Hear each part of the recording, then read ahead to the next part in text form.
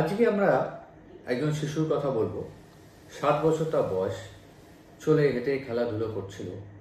হঠাৎ দেখা যায় সে বারবার সাইকেল থেকে পড়ে যাচ্ছে। সবাই ভাবে যে সাইকেল থেকে পড়ে যাচ্ছে মানে হচ্ছে কোনো জোরে চালাচ্ছে, হয়তো স্লিপ করে যাচ্ছে, এসব পড়ে যাচ্ছে।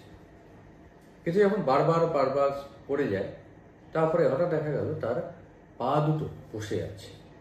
প্রথমে পায়ের তলাটা, তারপরে পায়ের ওপরের দিকটা বসে যায়।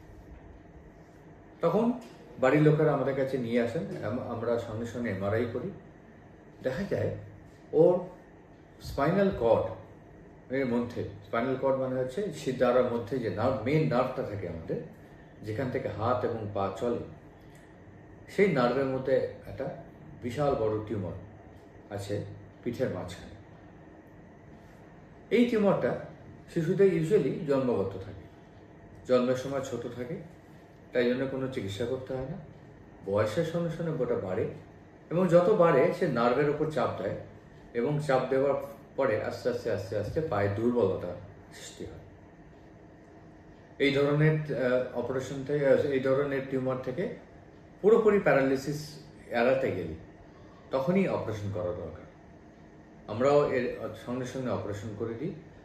টিউমারটা বার হয়, টিউমারটা বার করার পর শিশুটিকে ফিজিওথেরাপিতে পাঠিয়ে দিই।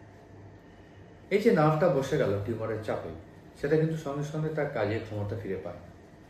তাকে ফিজিওথেরাপির মাধ্যমে স্টিমুলেশন করলে আস্তে আস্তে ব্যায়াম করতে করতে পায়ের জোর ফেরে। শিশুটি এখন এই রিহ্যাবে আছে, এবং আশা করা যায় তার পায়ের পুরো যে শক্তি, পূর্ণ শক্তি, সেটা ও ফিরে পাবে।